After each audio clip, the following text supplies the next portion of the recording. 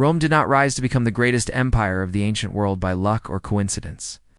Its dominance was forged through iron discipline, relentless ambition, and commanders whose reputations alone were enough to break enemy morale before battle even began. Across centuries of blood-soaked campaigns, Rome produced generals who did not merely fight wars, but mastered them, shaping the very nature of warfare and forcing entire civilizations to kneel. It's one of the most feared among them was Julius Caesar, a commander whose genius extended far beyond the clash of swords into strategy, politics, and psychological manipulation. Caesar's enemies feared his speed and unpredictability. As he moved faster than opposing armies could respond, launching sudden attacks, constructing fortifications in impossible conditions, and turning near defeat into absolute victory. During the Gallic Wars, tribes that vastly outnumbered him collapsed not only because of Roman steel, but because Caesar convinced them resistance was hopeless. His soldiers followed him with unmatched loyalty, trusting his vision completely. And when he crossed the Rubicon River, he did more than start a civil war. He declared that no law, tradition, or authority could restrain his will. Equally terrifying to Rome's enemies was Scipio Africanus, the general who ended the greatest threat Rome had ever faced. For years, Hannibal Barca humiliated Rome, destroying entire legions and proving Roman armies were not invincible. Yet Scipio did what no other commander dared. He studied Hannibal carefully, learning from his enemy instead of underestimating him. By adapting Carthaginian tactics and refining them with Roman discipline, Scipio transformed fear into confidence, and at the Battle of Zama, shattered Hannibal's legend, permanently breaking Carthage's power and sending a chilling message to the ancient world that Rome could overcome even the most brilliant enemy minds. Then came Gaius Marius, a commander whose influence extended far beyond his own lifetime, making Rome itself more dangerous than ever before. Marius reformed the Roman army into a professional, permanent fighting force, replacing temporary citizen soldiers with trained, disciplined veterans who lived for war. Barbarian tribes such as the Cimbri and Teutones encountered an army that never disbanded, never weakened, and never stopped advancing.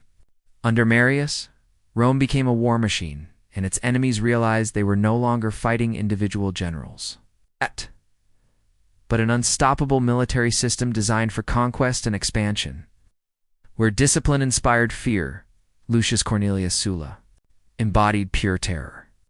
Sulla was feared not only by Rome's enemies abroad, but by Romans themselves, as he proved that no city, no law, and no tradition was sacred when power was at stake. He became the first general to march his legions on Rome, demonstrating that resistance would be crushed without mercy. On the battlefield, Sulla was ruthless and calculating, and his enemies understood that defeat meant execution, confiscation, and complete destruction. His infamous prescriptions turned fear into policy, ensuring that opposition collapsed before swords were drawn, as kings, rebels, and rival commanders learned that Sulla neither forgave nor forgot. Finally, there was Germanicus, the commander, who restored Rome's pride after one of its greatest humiliations. When 3 Roman legions were annihilated in the Teutoburg forest, Rome was shaken to its core, and its enemies believed the empire had begun to weaken. Germanicus proved them wrong. Leading disciplined legions deep into hostile German forests, he hunted down tribal coalitions, defeated Rome's enemies on their own terrain, and recovered the lost legionary standards, symbolizing Rome's unbroken will. Admired by his soldiers and feared by his enemies, Germanicus combined courage, discipline, and controlled brutality, turning his name into a warning whispered among the tribes that Rome never forgot defeat and always returned for vengeance. What united these commanders was not just victory, but adaptation and understanding. Rome's enemies came from different cultures with different weapons, tactics, and traditions, yet these generals learned from every encounter, evolving their strategies and turning enemy strengths into fatal weaknesses. They understood that war was not won by weapons alone, but by psychology, fear, and reputation. Caesar spread the myth of invincibility. Scipio projected calm dominance against legendary foes. Marius showed that Rome would always return stronger. Sulla proved that resistance would be punished without mercy, and Germanicus demonstrated that Humiliation would never be left unanswered. Through these men, Rome sent a clear and terrifying message to the ancient world.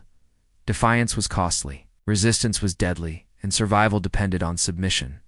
Even centuries later, their stories explain why Rome ruled so much of the known world not through numbers alone, not through weapons alone, but through commanders whose presence on the battlefield altered history itself and left a legacy of fear that echoed long after their enemies were gone.